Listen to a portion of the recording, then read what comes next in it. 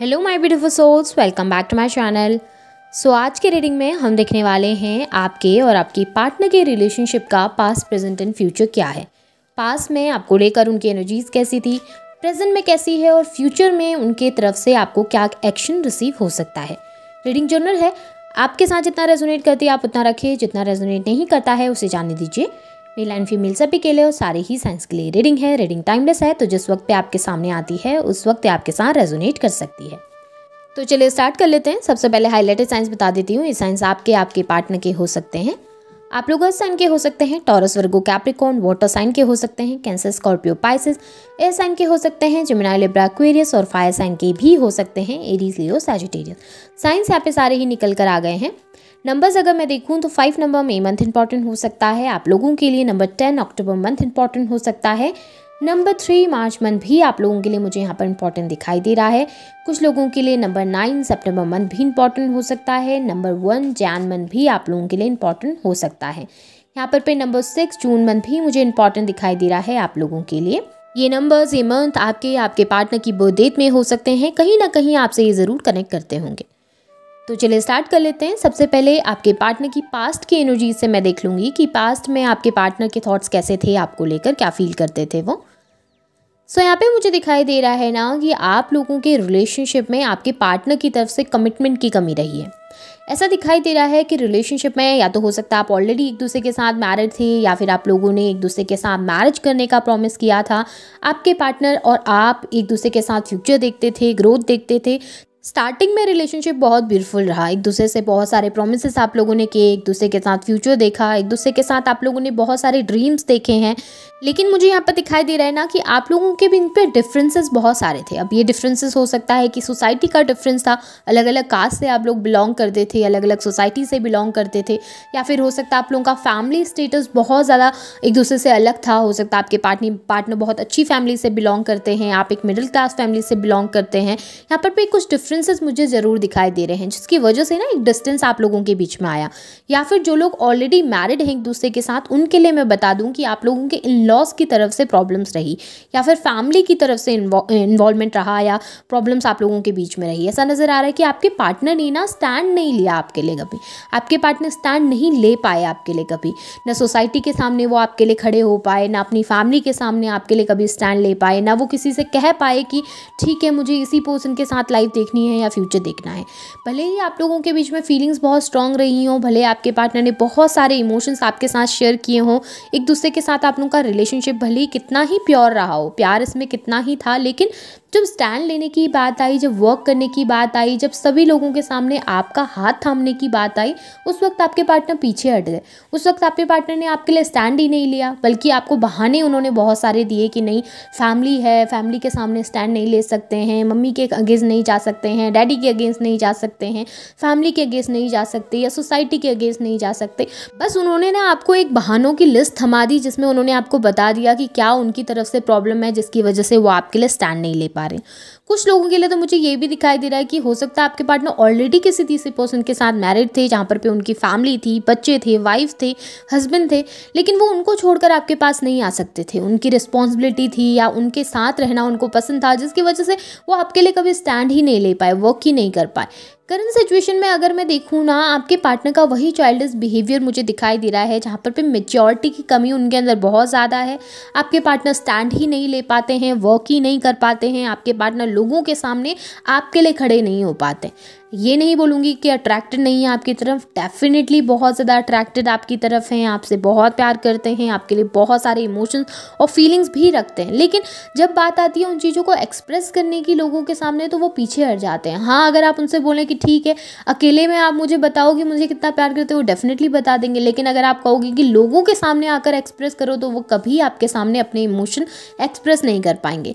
ऐसा नज़र आ रहा है ना, ज़्यादातर अपने में वो बहुत ज़्यादा रहते हैं, खुद की सेल्फ वर्थ, खुद की सोसाइटी में इमेज को ध्यान में रखना, खुद की फैमिली की इमेज को ध्यान में रखना, इन सब चीज़ों में उनका ध्यान ज़्यादा रहता है। इन सब चीज़ों की तरफ वो ज़्यादा फोकस करते हैं, जबकि वो ये नहीं देखते कि ठीक है उन्होंने आपके लिए स्टैंड लेना चाहिए था, या फिर इस पोजीशन में शायद आपके लिए भी उन्होंने आवाज़ उठानी चाहिए थी। शायद अगर वो एक बार अपने पेरेंट्स से बात कर लेते तो शायद आप दोनों एक दूसरे के साथ हो सकते थे, बट नहीं, उसकी जगह पे उनके पास बहुत सारे बहाने हैं।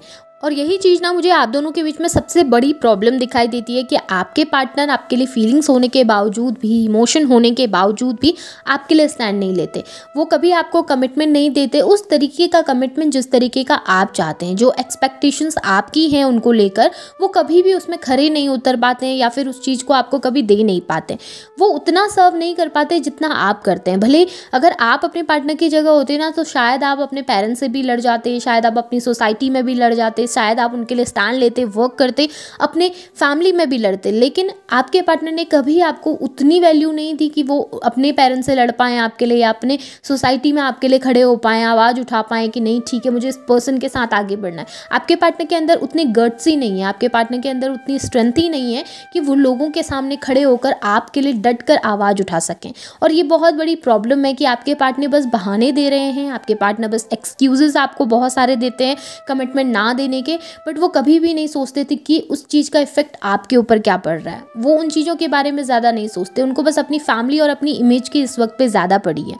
यहाँ पर अगर मैं आपके पार्टनर के इमोशंस देखूँ आपके लिए, तो डेफिनेटली आपके पार्टनर, अगर नो कांटेक्ट में आप लोग हैं तो आपके पार्टनर डेफिनेटली कम्युनिकेशन करना चाहते हैं, बात करना चाहते हैं, वो स्टेबिलिटी बिठा के आपके साथ चलना चाहते हैं। लेकिन एक चीज़ और ज़रूर यहाँ पर मैं कहूँगी कि आपके पार्टनर चाहते हैं कि आप उन्हें अंडरस्टैंड करें, आप उन्हें समझें, उनकी सिचुएशन को भी समझें कि ठीक है उनकी तरफ से भी कोई प्रॉब्लम हो सकती हैं, कोई डिफ़िकल्टीज़ हो सकती हैं, वो क्यों आपके लिए स्टैंड नहीं ले पा रहे हैं, क्यों आपके लिए वर्क नहीं कर पा रहे। आपके पार्टनर ने आपको समझाना चाहते हैं उन चीज़ों को, वो कम्युनिकेट करना चाहते हैं। कभी कभी क्या होता है आपके पार्टनर को ऐसा लगता है कि आप कभी कभी बहुत ज़्यादा एक्सपेक्टेशंस रखने लग जाते हो और आप बहुत ज़्यादा कमांडिंग हो जाते हो कभी कभी, और आप उनकी बातें नहीं सुन पाते या समझ नहीं पाते, जिसकी वजह से आप लोगों के बीच में डिस्टेंस ज़्यादा बढ़ती है। वो चाहते हैं कि आप समझें, उनकी भी प्रॉब्लम को अंडरस्टैंड करें कि किस तरीके से वो थर्ड पार्टी के सामने आपके लिए स्टैंड नहीं ले पा रहे हैं, क्यों वर्क नहीं कर पा रहे हैं, क्या है वहाँ पर उतने इमोशंस उनके या उतनी वैल्यू वो उनको क्यों देते हैं। वो चाहते हैं कि आप अंडरस्टैंड करें, वो चाहते हैं कि आप कंपैटिबिलिटी बिठाएं दोनों के बीच में और उसी तरीके से एडजस्ट कर पाएँ जिस तरीके से पहले करते थे। आपके पार्टनर का अगर मैं फ्यूचर एक्शन देखूं तो डेफिनेटली मुझे नज़र आ रहा है कि आपके पार्टनर आपके लिए वर्क भी करेंगे फ्यूचर में और एक्शन भी लेंगे। यहाँ पर आपके पार्टनर ना फ्री माइंड होकर आपके लिए एक्शन लेने वाले हैं। अभी तक क्या था कि आपके partner third party, fourth parties के बारे में बहुत सोच रहे थे, सोसाइटी के बारे में, इमेज के बारे में बहुत सोच रहे थे, लेकिन फ्यूचर में मुझे ना उन सबसे आगे बढ़कर आपके पार्टनर आपके लिए स्टैंड लेते हुए दिखाई दे रहे हैं। अब वो आपके लिए फ्यूचर में वर्क करेंगे। यहाँ पर ये ज़रूर दिखाई दे रहा है कि प्रॉब्लम्स बहुत सारी रहेंगी, थर्ड पार्टी फिर से रोकने की कोशिश करेंगी, लेकिन आपके पार्टनर आपको लेकर इमोशनल हैं, आपको बहुत याद करते हैं, आपके प्यार को, आपकी केयर को बहुत मिस करते हुए दिखाई दे रहे हैं और अब आपके लिए स्टैंड लेने के लिए तैयार होते हुए दिखाई दे रहे हैं, जहाँ पर आपके पार्टनर आपको कंप्लीशन देंगे, ग्रोथ देंगे और आपकी तरफ लौट कर आते हुए ज़्यादा दिखाई दे रहे हैं। यहाँ पर आप लोगों का बॉन्ड मुझे बहुत ज़्यादा स्ट्रॉन्ग दिखाई दे रहा है, स्पेशली आपकी तरफ से तो ये रिलेशनशिप बहुत ज़्यादा प्योर रहा है, आपके पार्टनर की तरफ से भी बहुत प्योर था, लेकिन बस प्रॉब्लम इतनी है कि वो लोगों की बहुत सुनते हैं या लोगों के बारे में बहुत सोचते हैं, जिसके चक्कर में वो आपके लिए कभी स्टैंड नहीं ले पाते। बट यहाँ पे मुझे क्लियरली दिखाई दे रहा है कि फ्यूचर में वो फाइट बैक करेंगे, थर्ड पार्टी के सामने भी आपके लिए स्टैंड लेंगे, वर्क करेंगे और आप लोगों का फ्यूचर बहुत ज़्यादा ब्राइट होगा। अगर फैमिली कन्विंस नहीं हो पा रही थी तो वो पूरी कोशिश करेंगे उनको कन्विंस करने की, और यहाँ पर मुझे फैमिली कन्विंस होती हुई भी दिखाई दे रही है। वो उन्हें कन्विंस करके आपके पास एक कमिटमेंट लेके आते हुए दिखाई दे रहे हैं। इन लॉज की अगर प्रॉब्लम थी तो डेफिनेटली आपके पार्टनर उनके सामने आपके लिए स्टैंड भी लेंगे और वर्क भी करेंगे। ब्यूटीफुल एनर्जी है। आपके पार्टनर के थॉट्स आपके लिए बहुत पॉजिटिव हैं, ऐसा नहीं है कि कुछ नेगेटिव सोचते हैं, बट हाँ एक प्रॉब्लम है कि वो स्टैंड नहीं ले पाते हैं।